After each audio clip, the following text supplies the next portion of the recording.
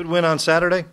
We're pleased to be able to play an awful lot of players throughout the game, give guys a lot of experience, some guys that maybe hadn't played a lot that were been in the program. Sometimes some of them got between 30 and 40 reps, so that was good. So I thought the crowd was really good. I was really pleased coming out there. The fan support, Bison Nation, the region, the state, the community really came out, and our guys really appreciated that. Negatives, obviously, from the weekend are injuries. You know, it happens every year. It got us with three guys this past weekend. We lost Damaris Purifoy for the year with a knee injury.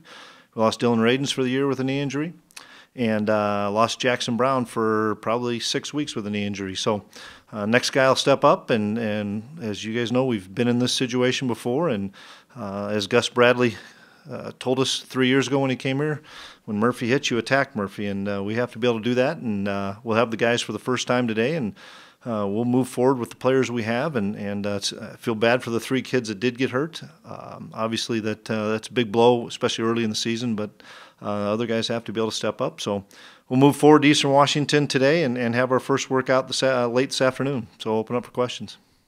Chris, the ACLs and the injuries to Damaris and Dylan? Yep. Just planted, and it's ACL and some meniscus just kind of planted, and those are the non-contact ones. The same thing with Damaris. Damaris was non-contact as well.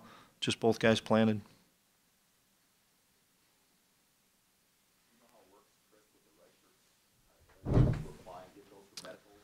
No, they both just lost the year.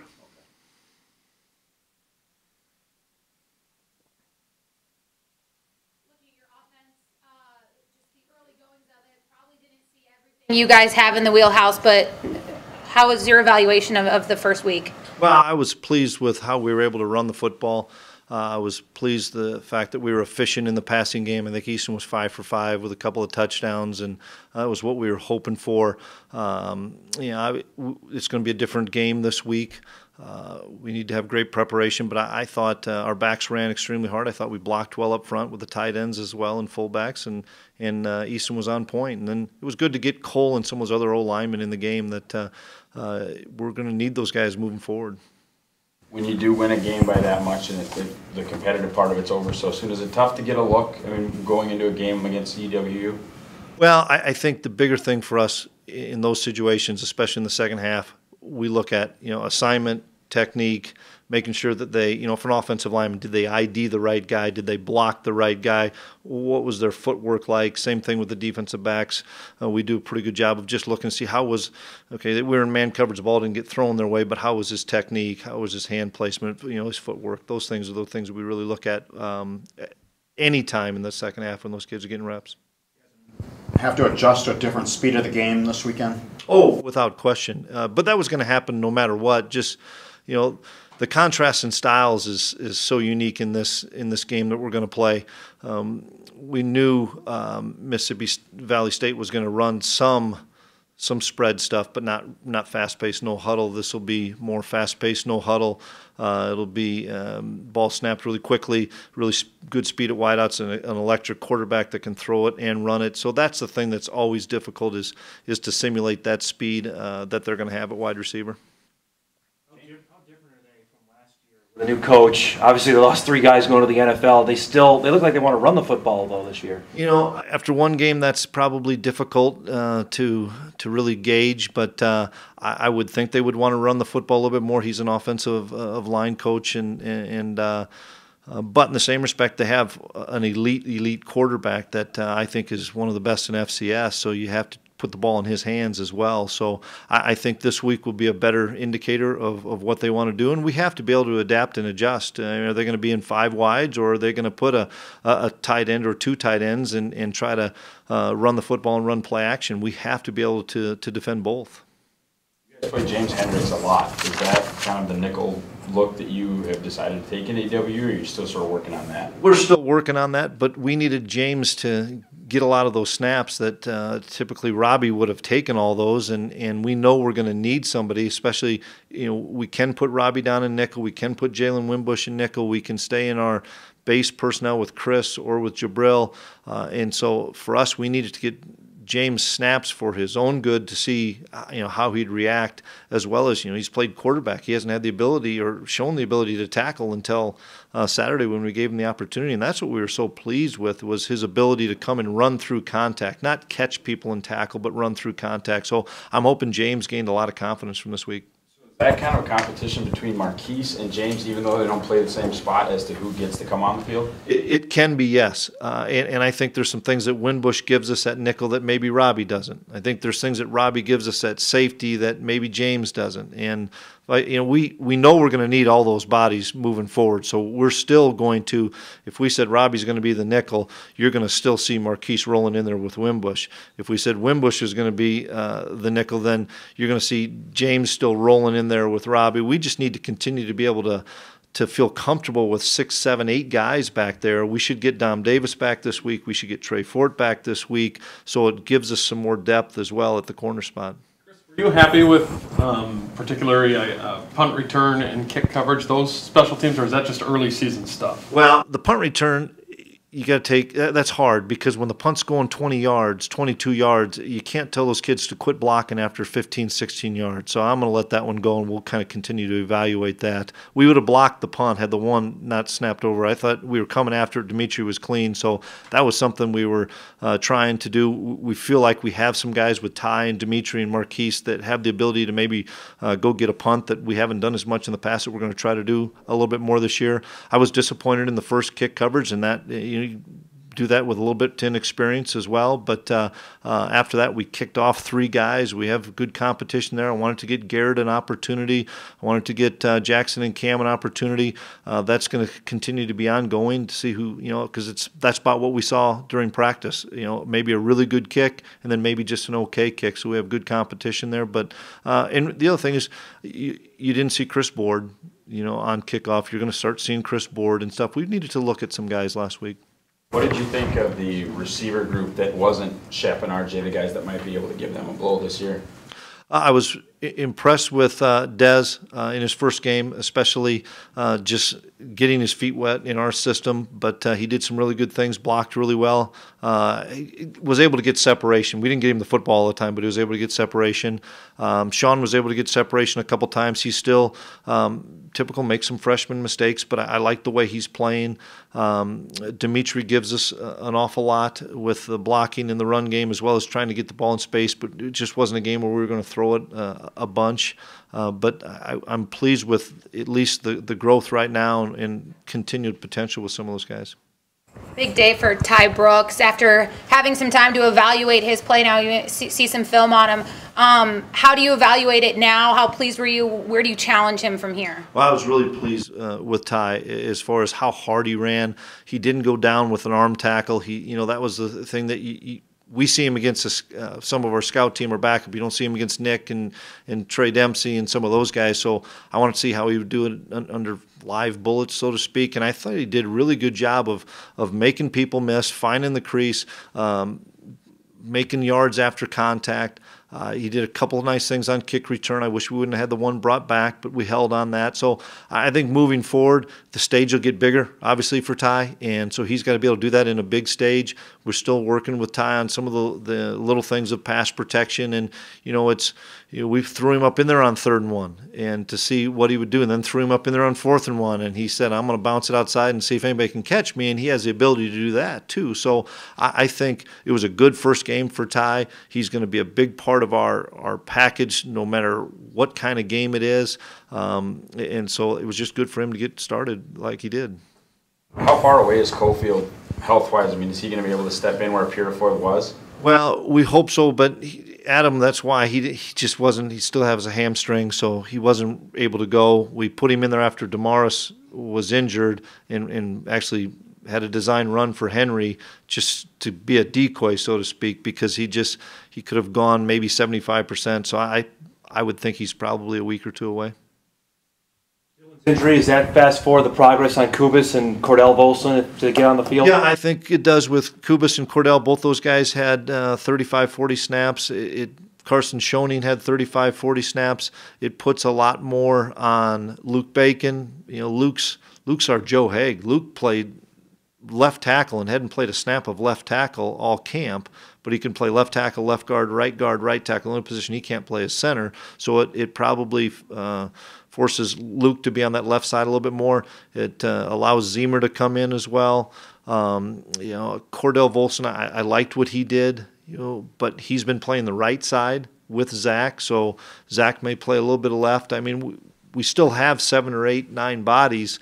Dylan was a special talent as a redshirt freshman. He played 15 plays and dominated 15 plays, so I feel bad for Dylan, but somebody has to step up, and it's going to be a combination of all those guys and the other ones I mentioned. Pretty locked in at the left tackle spot just with the way this went. Well, we still want to try to play him at guard some because he's just that much bigger of a body there, and that's where, whether it's Luke, whether it's Cordell, whether it's Zach, and now those 3 guys are going to fill those 2 tackle spots when we do want to move him down, and we still will have that in our package some. Defense obviously dominated much of the game, but only 1 turnover. What's it going to take to force more turnovers? Well, we just have to continue to try to get to the football and strip, and I thought we had a couple opportunities where we could have had some interceptions. We didn't get there. We've got to be able to strip people on sacks and stuff. It's something that we emphasize, and we'll have to continue to do that. Chris, 3 non-contact ACLs, is this something you need to evaluate in your training or anything? Or That's a good question. I'm not a medical doctor, but, you see the same thing in the NFL. You see the same thing.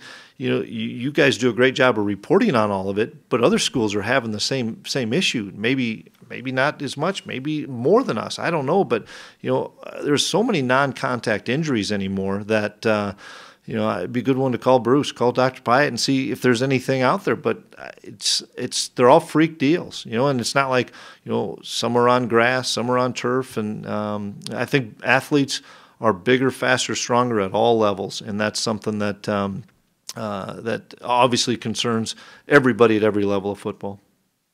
More of them, though, with the lack of grass fields these days. I think every game you're playing now is on some kind of turf, for the most part, not every game. Yeah, and that's just hard. Now, what's the science or studies say? Because there's been games, we haven't been playing on grass. Nobody's been playing on grass for a long time. Now, Elias's injury was on the grass. And so that's where it's conflicting. I'm not sure. Having Jeff this week? We're going to practice him today. So how much we'll learn each day how he can progress. He ran hard, full speed before the game, looked pretty good, was a little stiff and sore like we thought. We're going to practice him on a limited basis today, and then each day we'll just see his progress and see where we're at. Over Cam missing a couple of field goals? Yeah, absolutely. The one I thought he hit well, and it hit the upright. The other one, he didn't kick very well. The snap was okay, but Cam has to perform, no question.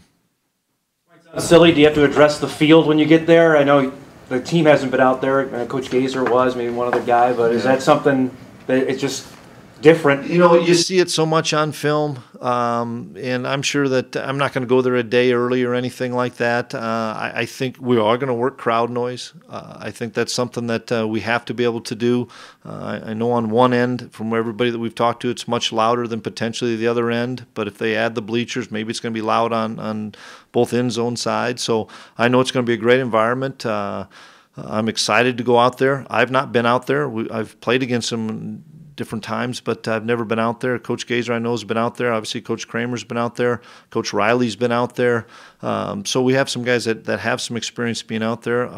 I'm just looking forward to a great FCS game. These are the games that we all like, and you guys like to cover. We like to play in them.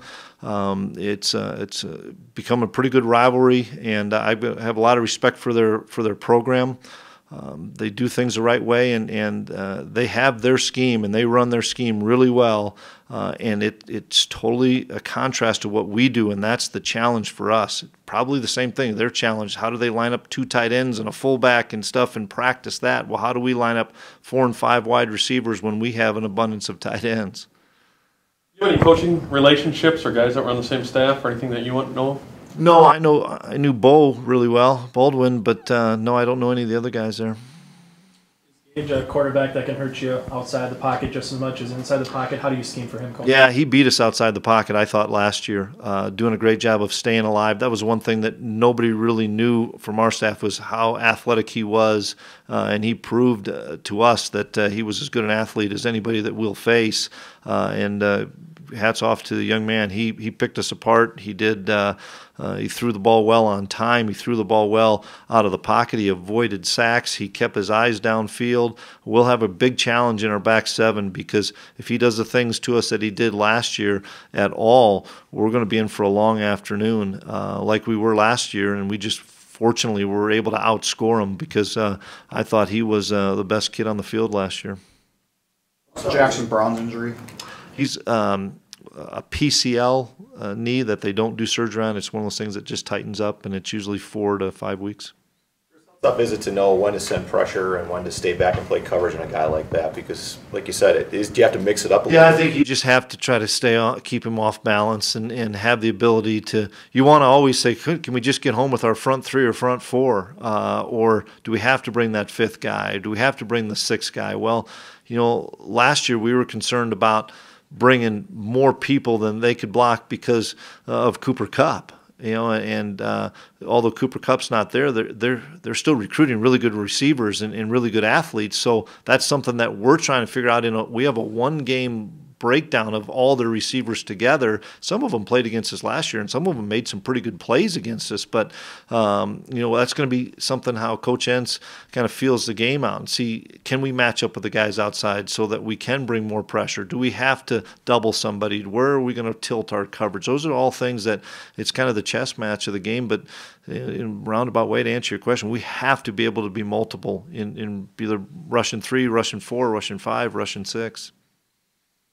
How big is this weekend for the league? It's 5 games between the Missouri Valley and the Big Sky. This will affect down the road, no doubt. Yeah, it really will. I don't know how many of those are away and home and stuff. I know for us, it's a pivotal game in the fact that this is as tough a non-conference game that we've had in a great environment. Montana was really an excellent environment as well, but this one I think will rank right up there is still the fact that this is a top 10 team perennial, top 5 team perennial team that you always know is going to be in there at the end of the season. And so it's really important for our league to show well this weekend. Surprised, encouraged, impressed at the amount of people from here that have talked about going out to Cheney and the fan presence that you guys might have. Yeah, I hope we have a good crowd. I've heard an awful lot that we were able to get some tickets, and I know some people were even leaving right after our game on Saturday to head out there, and that's the great fan support we have, and we're looking forward to seeing a sea of green and gold out there somewhere, and that'll help us. And our guys are always looking for that whenever. I don't care if you're at the University of Iowa, you can tell where the Bison fans are, and that's what I think makes this game so unique. Is we're gonna have a presence out there as well. Obviously, they'll have the majority of them, but I know our guys are going to be excited about playing this game.